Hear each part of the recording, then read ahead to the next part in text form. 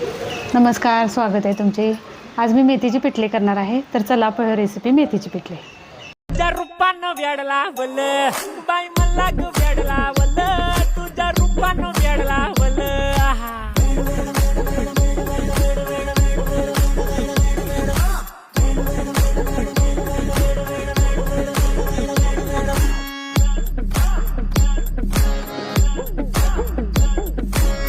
झालो काम सारा सोडून आलो मी. चाल तुझी मस्त म्हणे मला फॉलो मी. काय करू तू मला कळना. ती ड्रीम करतो आणि काही दिसना काही सुचना.